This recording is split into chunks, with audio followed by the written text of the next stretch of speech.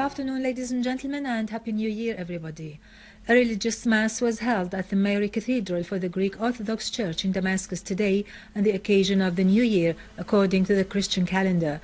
It was headed by Patriarch Yohanna, the 10th Yazgi of Antioch and or the Orient for the Greek Orthodox.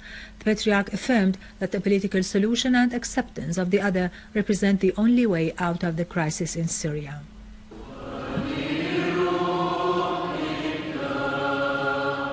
Patriarch Yohanna X of Antioch and all the Orient for the Greek Orthodox Church today headed a religious mass with the cooperation of a number of priests at the Mary Cathedral for the Greek Orthodox Church on the occasion of the Christian New Year. In his sermon, the Patriarch affirmed the need to safeguard the spirit of coexistence and fraternity among all the Syrians. The Patriarch called for resorting to political and peaceful means to find a solution to the crisis in Syria. He prayed to God Almighty to liberate the kidnapped and return them safe to their relatives. He also prayed to God Almighty to establish peace in Syria, Lebanon, Palestine, Iraq and Egypt, and everywhere on earth.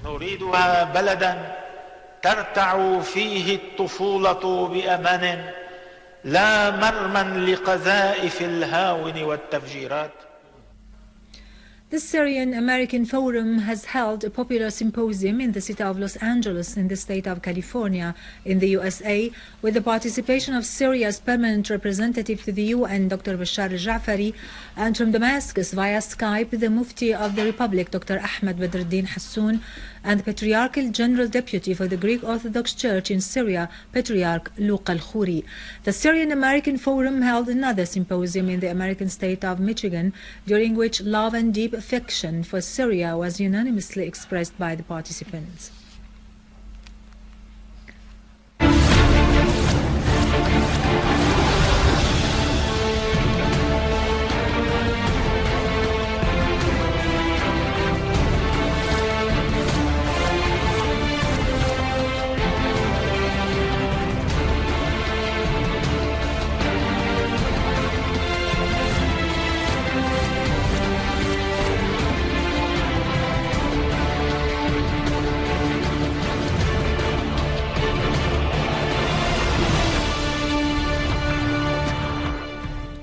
The Syrian Arab Army has pursued a terrorist group and eliminated some of its members north of Al-Muthallathiyya in Salah ad-Din neighborhood, destroying terrorist vehicles in Dhahrat Abd Rabbu and Haddadin. The Syrian Arab Army also foiled an attempt by terrorists to infiltrate into Al-Iskan neighborhood and another in the direction of Al-Aziza village in Aleppo countryside. In Hama countryside, the Syrian Arab Army also eliminated a terrorist group west of Morak. In Homs, the Syrian Arab Army has targeted terrorist gatherings and snipers in Babhoud, Al-Qusur, Ad-Dar al-Kabira, Al-Khalidiyya and Al-Ghasibiyya. The army intercepted an infiltration attempt by terrorists into Sahrij village in the direction of Jubb al-Jarrah. Syrian Arab Army units also eliminated a number of Jabhat al-Nusra terrorists in Al-Hawara and Uyun in Al-Qusayr suburbs and killed a group of armed men in Muthallath and Nuayman. In Dar'a suburbs, the Syrian Arab Army intercepted an attempt by a terrorist group to attack a military checkpoint in Rajm al-Mashhur, eliminating several members of the group. Syrian citizens in the village of Mas'ada in occupied Golan held a sit-in to protest against the Israeli policy of confiscating tens of dunums of the village's farmland. The participants erected a tent on Mas'ada Awqaf land, vowing to continue until they restore their confiscated land, which is 189 dunums. The residents raised Syrian flags, expressing determination to preserve their Arab-Syrian identity and offer sacrifices to liberate the occupied land. As the world was celebrating the New Year, Israeli occupation troops broke into Palestinian towns and villages and arrested a number of Palestinians, as many others suffered from suffocation cases because tear gas used by Israeli soldiers in Deir Abu Daif, east of Jenin. Meanwhile, Israeli occupation is planning to construct a 9-story building in Sheikh Jarrah area in the city. Palestinian national parties warned, meanwhile, against the Zionist excavations near Al-Quds Castle, which seek to distort the Islamic and Arab identity of the town. In response to the claims by the embassy of the Israeli entity in Italy of including the city of Bethlehem, the birthplace of Jesus Christ, in the list of the Israeli cities of tourism, head of the Archbishops of Sebastian for the Greek Orthodox, who is also a member of the Islamic Christian Commission for the support of Jerusalem and the holy sites, Bishop Atallah Hanna, asserted that the city of Bethlehem will remain an Arab Palestinian city that is featured by the Christian characteristic, because it is home to the most important Christian monument worldwide, which is the Church of the Nativity, as well as the Church of the Resurrection in Jerusalem, in addition to other important religious features and sites. Bishop Hanna explained that the claims of the Israeli embassy is part of the acts of distortion of facts and history, in addition to stealing of land which was and will always remain Palestinian. Bishop Hanna added that the celebrations of Christmas and the New Year remain incomplete, particularly in occupied Palestine and the birthplace of Jesus Christ, Bethlehem, as long as the Israeli occupation continues. In Iraq, Iraqi army was able to have full control on the cities of al-Ramadi and Fallouja following fierce clashes with terrorists who used car bombs and ambushes to destroy the stability of the two cities. Meanwhile, Al-Anbar police announced the arrest of 37 terrorists and 23 fugitives in Al-Anbar desert.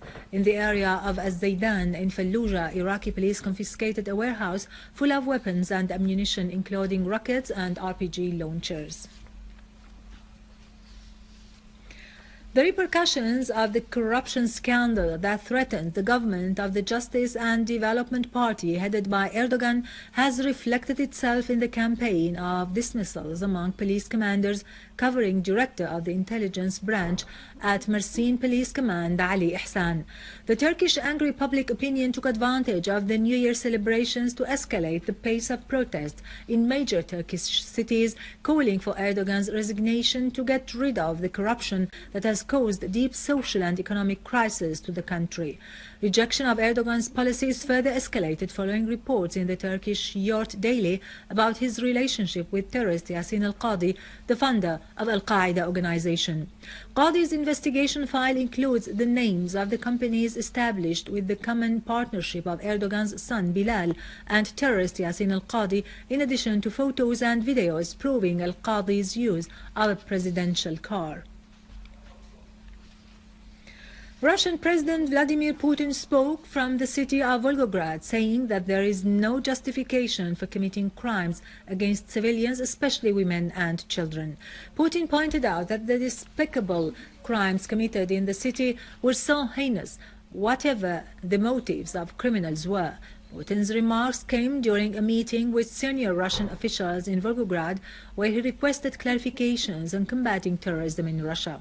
Putin also held a closed-door meeting with the head of the Federal Security Service and the Interior Minister to discuss additional measures taken to fight terrorism.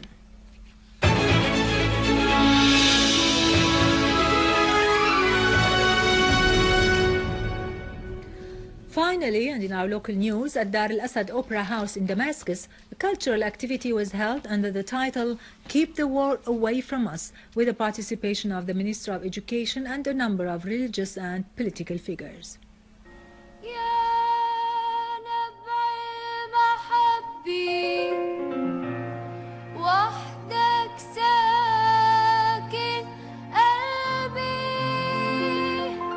First, we need to touch their needs, and starting from our connection with the society and with our children, with our kids, how they suffer from the situation, from the crisis, from the war.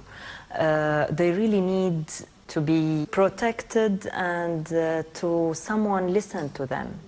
كنت فوق بالصف وقت نزل الهاون ونحن كتير شفناه. كنت كتير خايفة بس صار الشيء طول الوقت، يعني صرنا انه نزلنا لتحت وخفت كمان. يلي عم بيضربونا انه تذكروا انه انتم عم تضربوا اخواتكم. من اسبوع تقريبا استشهد بطريق حرس طاقم السوق. يعني نحن بس بنطلب انه بس يعني يهدوا شوي لا يدمرونا بلدنا، نحن ما عملنا شيء. Our homeland was numbered for ranked for her peaceful living. That's why our God we thanked. And then what has become of us from the four corners of the earth, bringing in their weak legacy? 500,000 children are left without school. So we have two aims in this initiative. The first is how we can put all in contact to make this network between the society and the state. What's the responsibility of all parts together, how we can work together to protect ourselves, to protect our state, to protect the civilians, the society, and also to improve the role of the states. And on the level, the second stage is what we need from the foreign countries, what is our message to them, what we really need as a Syrian society, as a Syrian children, where is the right of our children, who can give us the right just to live today, because all rights today, it's became secondary. The first, our priority is the right to live. So this is the message that we need to forward it to the international community.